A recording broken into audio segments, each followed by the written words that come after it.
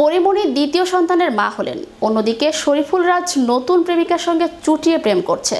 পরিমণি ব্যস্ত সন্তান নিয়ে, রাজ ব্যস্ত নতুন প্রেমিকা নিয়ে। পরিমণিকে ফেলে কার সাথে প্রেম করছেন রাজ? বিস্তারিত থাকছে ডেস্ক রিপোর্টে। পরিমণি বাংলা সিনেমার অন্যতম এক আলোচিত নাম। ছেলের বয়স এখনো 2 হয়নি, দ্বিতীয়বার মা হলেন পরিমণি। হরহামেশাই আলোচনার কেন্দ্রে থাকে বাংলাদেশি এই অভিনেত্রী। রাজের সঙ্গে পঞ্চম বিয়ে ভাঙা নিয়ে কম জল ঘোলা হয়নি। ছেলের পদ্মের বয়স তখনও 1 পূর্ণ হয়নি। রাজের সঙ্গে সম্পর্ক ভাঙেন পরিমণি। তারপর নায়িকার জীবনে বয়ে গিয়েছে বড় ঝড়। পরিমণি এবার কন্যা সন্তানের মা হলেন। তবে শরীফুল রাজকে ছাড়ার পর রাজ আছে ভিন্ন জগতে। নতুন প্রেমিকাকে নিয়ে রাজ করছেন মাস্তি। তবে কে সেই নতুন প্রেমিকা? চিত্রনায়ক শরীফুল রাজের সঙ্গে কাজল রেখা সিনেমা দিয়ে চলচ্চিত্রে অভিষেক অভিনেত্রী মন্দিরা চক্রবর্তীর।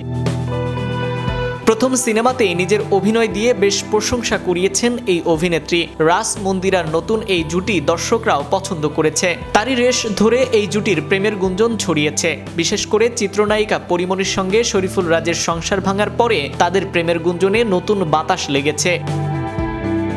বিষয়টি নিয়ে একটি সংবাদ মাধ্যমে কথা বলেছেন মন্দিরা, যেখানে তিনি জানিয়েছেন ব্যক্তিগত জীবনে প্রেমের সম্পর্কে আছেন, তবে কার সঙ্গে প্রেম করছেন সেটা ফাঁস করতে চান না তিনি।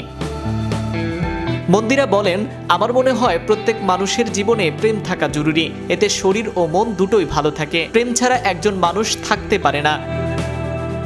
বাস্তব জীবনে আমারও প্রেম আছে, তবে এখন প্রেম করলেও বিয়ে করার ইচ্ছা নেই। বিয়ে করার জন্য পরিবার থেকেও চাপ নেই, তাই কাজেই পুরো মনোযোগ দিচ্ছি। এ সময় রাজের সঙ্গে প্রেমের গুঞ্জন প্রসঙ্গে এই অভিনেত্রী বলেন, রাজ আমার অনেক ভালো বন্ধু।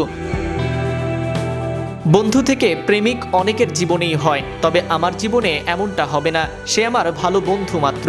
নিজের প্রেমিককে খোঁজার দায়িত্ব সাংবাদিকদেরই দিতে চান মন্দিরা। তিনি বলেন, আমি তো প্রেম করছি, এখন কাকে করছি, কিভাবে করছি এটা দেখার দায়িত্ব সংবাদ মাধ্যমের।